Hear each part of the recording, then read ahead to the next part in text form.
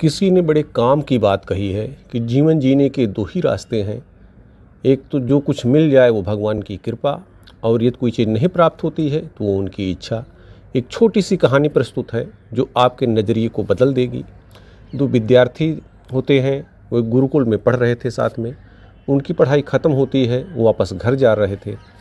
तो उसमें एक विद्यार्थी जो होता है वो एक श्लोक पढ़ता है कि देत भूआलम फिरत लीलारम नच विद्या नच पौरुषम।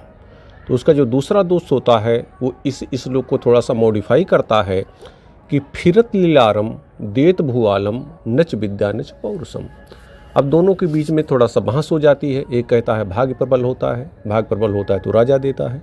दूसरा कहता है राजा देता है तो भाग्य प्रबल हो जाता है। दोनों विवाद होता है। दोनों कहते हैं इसका समाधान कौन करेगा। तो होता चलो राजा के पास ही चलते हैं, उन्हीं से समाधान ले लेते हैं। राजा से बढ़ के और कौन इसका समाधान कर पाएगा। तो दोनों राजा के दरबार में पहुंच जाते हैं। और राज दरबार लगा हुआ था, सभी मंत्री बैठे हुए थे और लोगों की भीड़ थी। ये दोनों छात्र वहाँ पर पहुँचते हैं, विद्यार्थी पहुँचते हैं। तो एक कहता है कि देत भू आलम फिरत लीलारम नच विद्या नच पौरुषम। राजन, मैं ये कह रहा हूँ और जो हमारे दोस्त हैं वो इसका उल्टा कह रहे हैं कि फिरत लीलारम देत भू आलम नच विद्या नच पौरुषम। अब आप ही बताइए कि कौन श्रेष्ठ है। राजा कहता है जो पहले वाले की बात थी, देत भू आलम फिरत लीलारम, क्योंकि राजा अभिमानी होते हैं, किसी को अभिमान हो जाता है और अपनी प्रशंसा सुन करके कोई भी खुश हो जाता है। तो राजा पहले वाले से तो प्रभावित हुआ और उसको कुछ देना भी चाहता था, लेकिन चूंकि दरबार लगा था तो सबके सामने यह न पता चले कि राजा अभिमानी है, घमंडी है, अपनी प्रशंसा सुनना चाहता है। तो अपने एक सेवक को बुलाता है, अपने एक विश्वसनीय विश्वास पात्र को बुलाता है, उसके कान में कुछ कहता है और वो आदमी जाता है, अंदर से उपहार लेकर के आता है और राजा दोनों को उपहार दे देता है। दो गठरी, दोनों को एक एक गठरी दे देता है, उपहार सौंप देता है।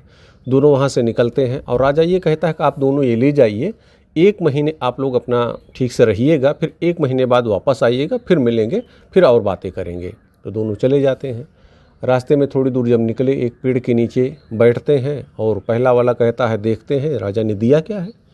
जब खोलते हैं तो राजा ने एक ने जब खोला तो राजा ने एक को कद्दू दिया था और दूसरे को सत्तू दिया था। तो पहले वाले को राजा ने कद्दू दिया था और दूसरे वाले को सत्तू दिया था।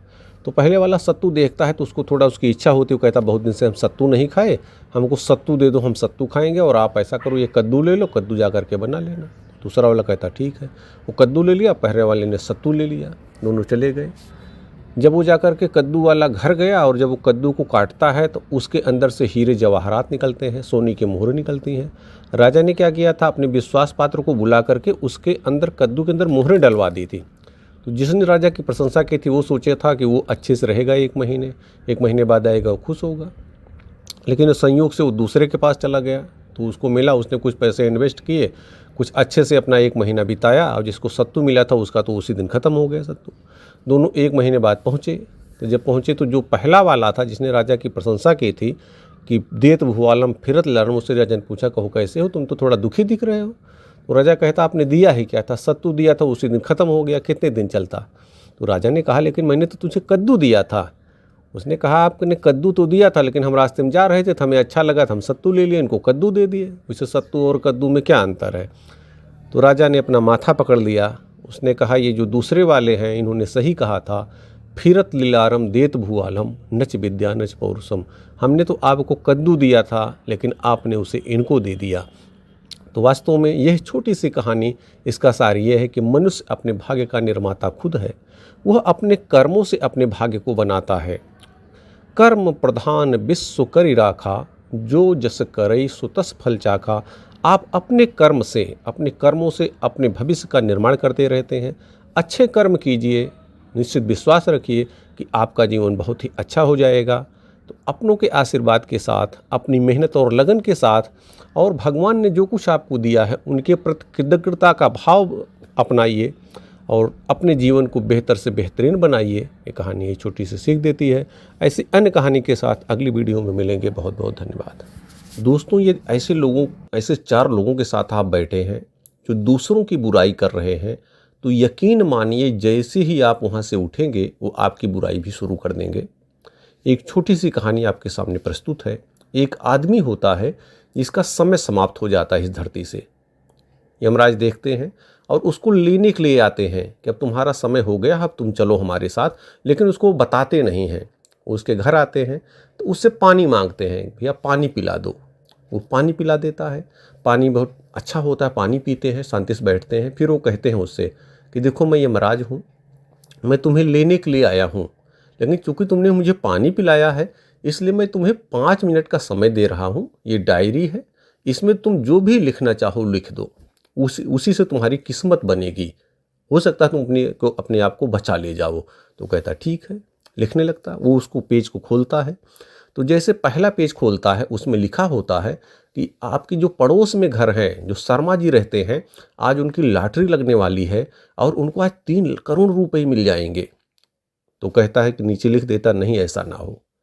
फिर वो दूसरा पेज खोलता है, दूसरे पेज पे लिखा है कि जो तुम्हारे बाएं साइड में घर है, जो वर्मा जी रहते हैं, वो बहुत दिनों से नेतागिरी कर रहे हैं, पूरा जीवन उन्होंने इस नेतागिरी में लगा दिया, आज समय आ गया कि वो मंत्री बनने वाले हैं। तो उसको चिढ़ थी, उसने सोचा कि हमारे बगल में मंत्री जा रहे, मुझे कौन पूछेगा। वो लिख देता वो मंत्री नहीं बने। तीसरा पेज खोलता है, तीसरे पेज में रहता तुम्हारे सामने जो शुक्ला जी रहते हैं, उनका जो है, उनके घर में आज अच्छी सी गाड़ी आने वाली, कार आने वाली है, क्योंकि वो बहुत दिनों से प्रयास कर रहे थे कार खरीद ले। आज उनके सामने जो घर है तुम्हारे सामने, उनके घर पे गाड़ी आ जाएगी। तो वो भी उनसे भी जलता था, वो कहता नहीं उनकी भी गाड़ी नहीं आए। फिर अगला पेज पलटता है तो उसमें लिखा है शुक्ला जी के बगल में जो मिश्रा जी रहते हैं, मिश्रा जी का प्रमोशन होने वाला है। जिस नौकरी पर, जिस स्थान पर वो काम कर रहे थे, उनका प्रमोशन हो जाएगा और वो अच्छे पद पर पहुंच जाएंगे, अब अधिकारी बन जाएंगे। तो कहता है कि उनको भी प्रमोशन ना मिले, ऐसा ना हो, ऐसा वो लिख देता है। फिर उसके बाद जब पांचवा पेज खोलता है तो सादा होता है, फिर सोचता है उसमें अपने बारे में लिख दूँ, यमराज ने हमको समय दिया है। अब वो जैसे अपने बारे में लिखने को होता है वैसे यमराज जी उसकी पेन पकड़ लेते हैं, कहते तुम्हें समय मिला था, तुम्हें 5 मिनट हमने समय दिया था, 3 मिनट समय दिया था, 5 मिनट का समय दिया था, वो समय समाप्त हो गया है, अब तुम नहीं लिख सकते।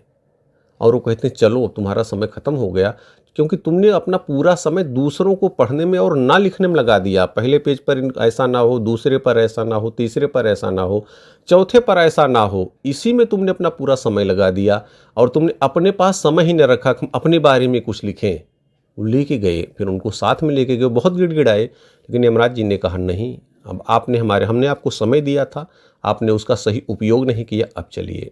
दोस्तों, ये छोटी सी कहानी हमें जीवन की सीख देती है कि हम अपना पूरा समय दूसरों की कमियां देखने में लगा देते हैं, दूसरे लोग हमसे आगे ना जाएं, इस प्रयास में अपना पूरा समय लगा देते हैं। कभी ये नहीं सोचते कि हम अपनी कमियों को देखें और अपने बारे में सोचें कि हम अपने लिए अच्छा क्या कर सकते हैं। जिस दिन हम अपनी कमियों पर ध्यान देंगे, उनको दूर करने का प्रयास करेंगे, यकीन मानिए उसी दिन से हमारी ज़िंदगी बदलना शुरू हो जाएगी। तो भगवान के आशीर्वाद के साथ, उन्होंने आपको समय दे रखा है, आशीर्वाद के साथ, अपनों की दुआओं के साथ कुछ ऐसा काम करिए कि लोग आपको याद करें, खुद भी खुश रहिए, साथ में दूसरों लोगों को भी खुश रखिए। भगवान ने जो भी आपको दे रखा है उन सभी चीज़ों के प्रति कृतज्ञता का भाव अपनाइए और अपने जीवन को बेहतर से बेहतरीन बनाइए। याद रखिए, ऊपर वाले न भूल करते हैं न भूलते हैं, वह आपके प्रत्येक कर्म का उचित समय आने पर फल अवश्य देते हैं। बहुत बहुत धन्यवाद।